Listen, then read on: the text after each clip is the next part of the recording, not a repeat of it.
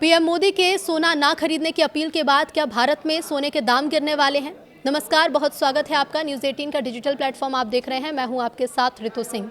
Experts ने कहा है कि 2027 तक दिखेगा बड़ा प्राइस शॉक। पीएम मोदी ने देश की अर्थव्यवस्था को मजबूत करने के लिए नागरिकों से एक बड़ी अपील की है। पीएम ने आग्रह किया कि कम से कम 1 साल तक अनावश्यक सोना खरीदने से बचें। भारत दुनिया में सोने का दूसरा सबसे बड़ा आयातक है और शादी त्योहार के सीजन में भारी मात्रा में गोल्ड इंपोर्ट किया जाता है।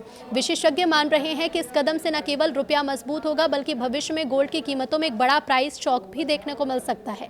सोना ना खरीदने की अपील आखिर क्यों की गई? तो भारत अपनी सोने की जरूरत का अधिकांश हिस्सा विदेशों से ही आयात करता है। इसके प्रमुख आर्थिक कारण है विदेशी मुद्रा का दबाव। जब भारत सोना आयात करता है तो उसे अंतर्राष्ट्रीय बाजार में अरबों डॉलर का भुगतान करना पड़ता है। इससे भारत के विदेशी मुद्रा भंडार पर दबाव पड़ता है।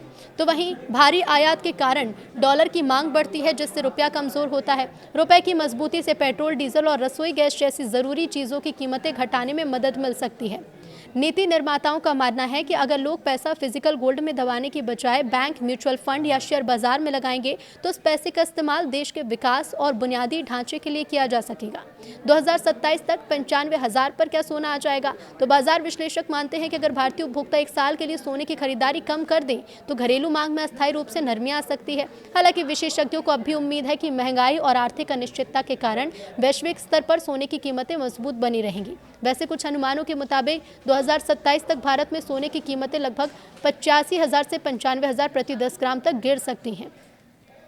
सरकार चाहती है कि निवेशक फिजिकल गोल्ड, गहने या ईंट की बजाय आधुनिक विकल्पों को चुनें ताकि देश को सोना आयात न करना पड़े। यह निवेश का सबसे सुरक्षित तरीका है, जिसमें सोने की बढ़ती कीमतों का फायदा तो मिलता ही है, साथ ही सरकार सालाना ब्याज भी देती है। आप मात्र 1 रुपए से भी डिजिटल गोल्ड खरीद सकते हैं। इसे संभालने या चोरी होने का भी डर नहीं रहता। शेयर बाजार के जरिए सोने में निवेश करना एक पारदर्शी और आसान विकल्प है। अर्थशास्त्रियों का ये तर्क है कि अगर गोल्ड इंपोर्ट कम होता है और रुपया स्थिर रहता है तो इससे देश में महंगाई कम होगी। दैनिक उपयोग की वस्तुओं की कीमतें स्थिर रहने से मध्यम वर्गीय परिवारों को राहत मिल सकती है। पीएम की अपील इसी जन भागीदारी का हिस्सा है ताकि देश की अर्थव्यवस्था को आत्मनिर्भर बनाया जा सके। नमस्कार, बहुत स्वागत है आपका। न्यूज़ 18 का डिजिटल प्लेटफॉर्म आप देख रहे हैं। मैं हूं ऋतु सिंह।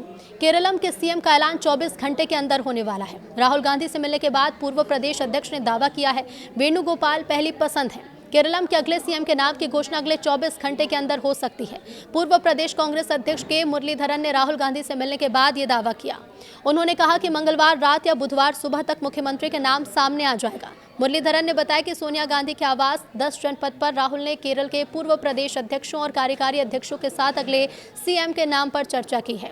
कांग्रेस अध्यक्ष मल्लिकार्जुन खड़गे मंगलवार शाम को बेंगलुरु से दिल्ली आए। उनके आने के बाद एक और दौर की बातचीत बाकी है। इसके बाद मुख्यमंत्री के नाम पर आखिरी फैसला होगा। 2026 केरलम विधानसभा चुनाव के नतीजे 4 मई को आ गए थे। कांग्रेस के नेतृत्व वाले यूडीएफ गठबंधन को 140 में से 102 सीटें यहां मिली। 4 मई को 5 राज्यों के चुनाव के रिजल्ट आने के बाद बंगाल, असम और तमिलनाडु में नए सीएम की शपथ हो चुकी है।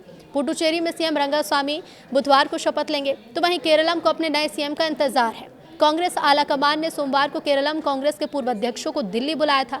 सूत्रों के मुताबिक राहुल गांधी की केरलम सीएम के लिए पहली पसंद केसी वेणुगोपाल है।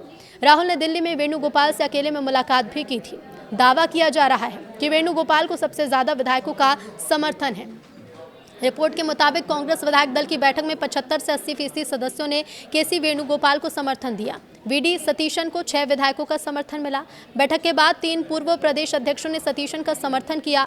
यूडीएफ के सहयोगी दल आईयूएमएल और केरलम कांग्रेस ने भी सतीशन को समर्थन दिया। कांग्रेस आलाकमान केरल के मुख्यमंत्री का नाम तय करने के लिए दिल्ली में विचार विमर्श का दौर जारी है। सूत्रों के मुताबिक केसी वेणुगोपाल फिलहाल सबसे मजबूत दावेदार के रूप में उभरे। हालांकि इस पर राहुल गांधी अंतिम फैसला लेंगे। सूत्र कहते हैं कि दिल्ली में पिछले कई दिनों से केरलम के मुख्यमंत्री के नाम को लेकर बैठकें चल रही हैं, जो अपने निर्णायक मोड़ पर हैं। केरल कांग्रेस के कई वरिष्ठ नेता हाईकमान से मिलने दिल्ली पहुंच रहे हैं। पार्टी अध्यक्ष मल्लिकार्जुन खड़गे की भी मुलाकात है और उच्च स्तरीय बैठक के बाद उम्मीद है कि पार्टी नेतृत्व 1-2 दिन के अंदर अंतिम फैसला ले सकता है और जल्द ही नाम की घोषणा होने की संभावना है।